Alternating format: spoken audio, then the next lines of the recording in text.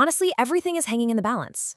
All right, let's get into it. We are staring down what could be the most important, the most explosive week of the entire year for both the global economy and, you guessed it, the crypto markets. We're talking about December 9th through the 14th. Why? Because one single decision from the US Federal Reserve this week could set the tone for everything that follows. So, what's really on the line here? Okay, so here's the billion-dollar question, right? Is this the week that slams the brakes on the market, or is this the week that lights the fuse for a massive year-end rally? Honestly, everything is hanging in the balance. So, to really get what's going on, we have to zoom out and look at the big picture first. Every single eye in the financial world is locked on the US Federal Reserve. Their meeting wraps up this week, and this isn't just another meeting.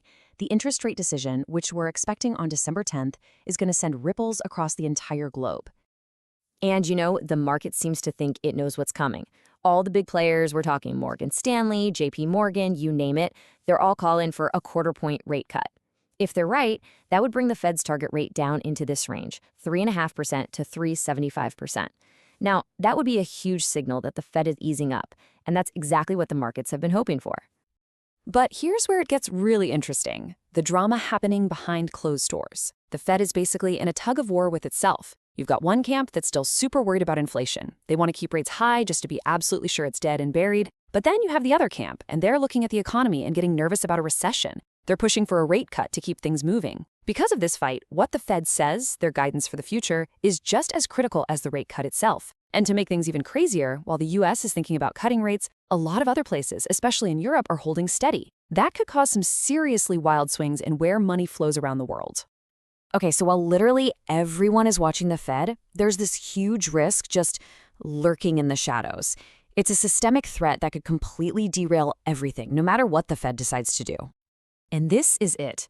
The Bank for International Settlements. Think of them as the central bank for all the other central banks. They've been warning about something they've dubbed a double bubble. It's this really tricky situation where two totally different things, super hot tech stocks and the classic safe asset, gold, are both looking like they're in a bubble at the exact same time. The real danger here, if one of those bubbles pops, it could easily take the other one down with it, sending shockwaves through the entire financial system. And this really gets to the heart of the tech bubble problem. The sheer amount of money, the cash, that's been poured into AI companies is just astronomical. It's completely dwarfing the actual profits these companies are making. So what does that create? A mountain of corporate debt. If investors suddenly get spooked and that river of cash dries up, you could see a massive domino effect that takes down not just the AI sector, but the whole market. Okay, so we've got the Fed's decision over here, and this scary double bubble risk over there. So how in the world does all of this connect back to what we really care about, the crypto market? Well, the basic connection is pretty simple. When interest rates go down, keeping your money in a boring old savings account gets a lot less appealing, right?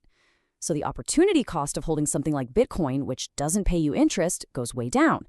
That pushes investors to look for bigger returns in riskier places. And you better believe crypto is high on that list.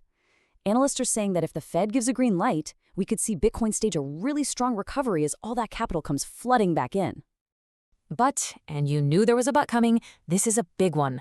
The party could get shut down fast. First off, if that double bubble we talked about actually bursts, crypto is not going to be safe. A huge market crash would almost certainly drag crypto down with it. Second, what if the Fed hints that this is one of the last rate cuts for a while? A lot of economists think rates will bottom out in 2026, and if the market gets a whiff of that, it might not react well.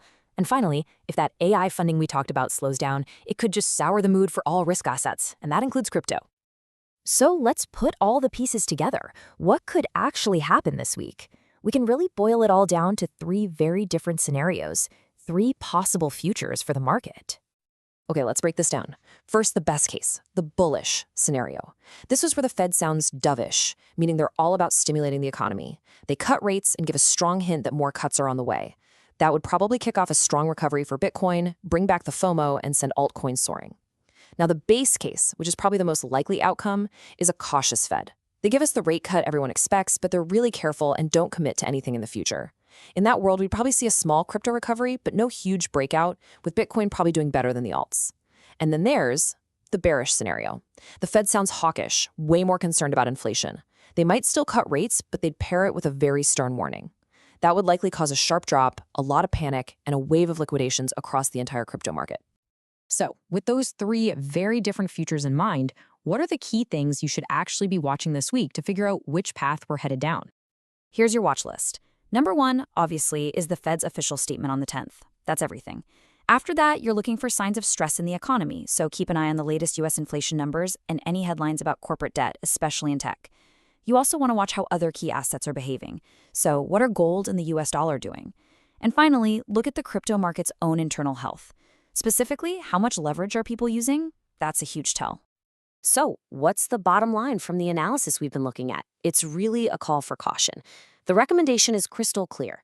Reduce your leverage, meaning don't borrow as much to trade, be really smart about where you're putting your money, and in an environment this shaky, maybe focus on the higher quality assets like Bitcoin before you start jumping into the more speculative altcoins. And all of this brings us right back to the final question. This week is a genuine fork in the road.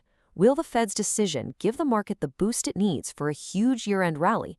Or will all these underlying risks bubble to the surface and turn the whole thing into a bust? We are all about to find out.